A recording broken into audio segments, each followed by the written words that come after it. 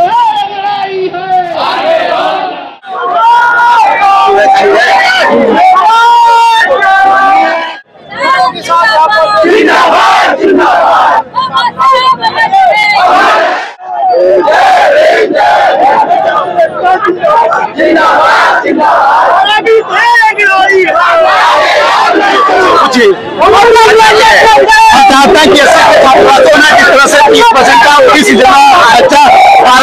आरक्षण का प्रवेश किया गया है वर्तमान सरकार के द्वारा, और सरकार इस प्रमाण को वापस ले ले, क्योंकि एक ऐसा वर्ग रहता है समाज कल्याण के द्वारा कि यहाँ पे रहने की व्यवस्था नहीं थी, लेकिन उनको रास्ते में सुरक्षित की गई है। कहाँ से सुरक्षित अपनी पढ़ाई सुचारू रूप से करके और समाज में अच्छे से सजा करके अपनी काम को कर सके।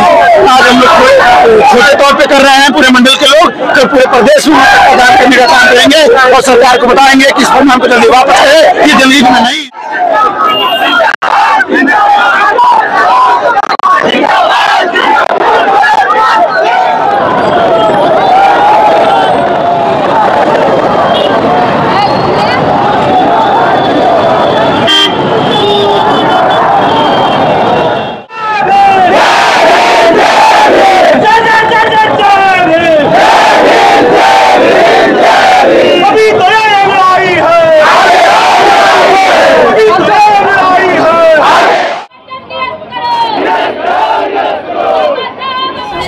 संचालित राज्य के अनुसूचित जाति जनजाति छात्रावास को अनुसूचित जाति जनजाति से बाहर के वर्गों को आवंटन किए जाने संबंधी आदेश को निरस्त किए जाने के संबंध में महोदय सानुरोध निवेदन करना है कि उत्तर प्रदेश शासन के शासनादेश 4261/26/2003 द्वारा प्रदेश के समस्त जनपदों में राज्य सरकार द्वारा राजकीय अनुसूचित जाति जनजाति छात्रावास की स्थापना की गई है, जिसका संचालन समाज कल्याण मंत्रालय उत्तर प्रदेश शासन द्वारा किया जाता है।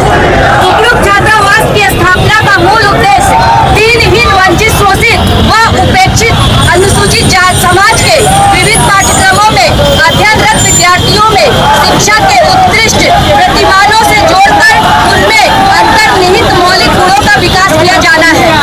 अनुसूचित समाज के संबंध में सार्वभौम तथ्य है कि यह समाज सामाजिक व्यवस्था में व्याप्त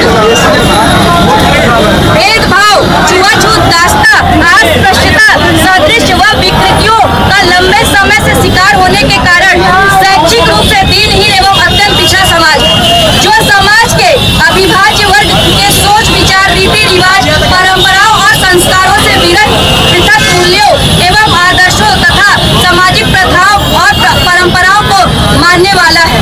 देश की आजादी मिलने के बाद सदियों से ही शोषित एवं वंचित समाज के विशेष शैक्षिक एवं सामाजिक उत्थान को दृष्टिगत रखते हुए राष्ट्रीय एवं राज्य स्तर पर जनहित में अनेक योजनाओं को प्रतिपादन किया गया है।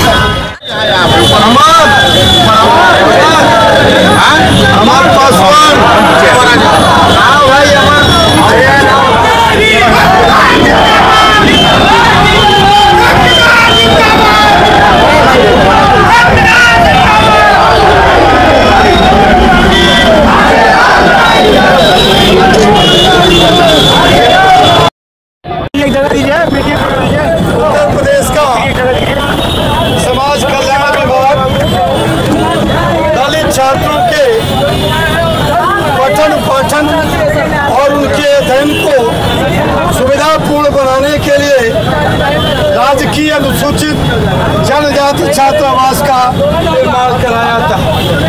अब नया शासनादेश आया कि उसमें दलितों के लिए बने छात्रावास में 30% सामान्य वर्ग के बच्चों का एडमिशन होगा। ऑनलाइन यह प्रक्रिया शुरू हो चुकी है। मैंने समाज कल्याण मंत्री से पिछले महीने अवगत कराया था। आज मुख्यमंत्री को ज्ञापन देकर पुरजोर मांग करता हूं कि जिन छात्रावासों का निर्माण और संचालन समाज कल्याण करता है उसमें केवल और केवल दलित समाज के बच्चे पढ़ेंगे। आपकी मांग के साथ हूँ। सड़क से लेकर सदन तक और यहाँ मुख्यमंत्री तक आपकी आवाज़ पढ़ूंगा। डॉक्टर अनूप प्रसाद, अमर पासवान लगातार आपके पक्ष की पैरवी करते हैं। जिन परिस्थितियों में मैं यहाँ आया हूँ, उन परिस्थितियों में दूसरा कोई व्यक्ति होता तो अस्पताल के बिस्तर पर आराम फरमा। कल एक सड़क दुर्घटना में मेरा हाथ फ्रैक्चर हो गया, सर में टाँके लगे, ये भी हाथ पूरा नहीं उठ रहा है। मैं अन्याय और अनीति के खिलाफ हूँ, मैं न्याय और धर्म के पक्ष में हूँ। आपको न्याय दिलाना हमारा धर्म है और इस धर्म से मैं पीछे नहीं हट सकता। किन मांगों के लिए आंदोलन हो रहा है?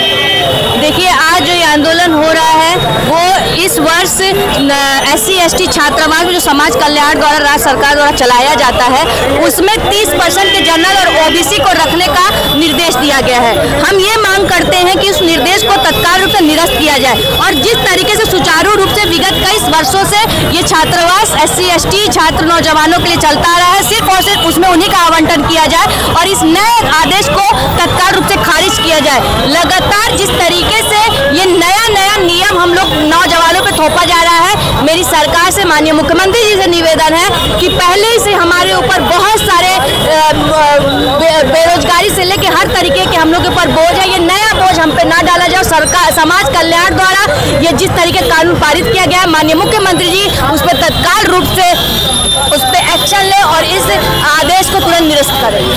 हमारी मांग ये है कि जो हॉस्टल में 30% सरकार की तरफ से फरमान आया है कि 30% जनरल वालों को हॉस्टल में इलाज करने की जो बात किया गया है, जबरन जब मान लीजिए हम लोग के साथ ऐसे ही भेदभाव किया जाता है, कहीं भी हमारे छात्र स्टूडेंट विश्वविद्यालय में पढ़ते हैं, कॉलेज में पढ़ते हैं, वो रूम लेने के लिए शहर में इधर उधर भटकते हैं और वहाँ पे जाति देखकर रूम देने का काम किया जाता है।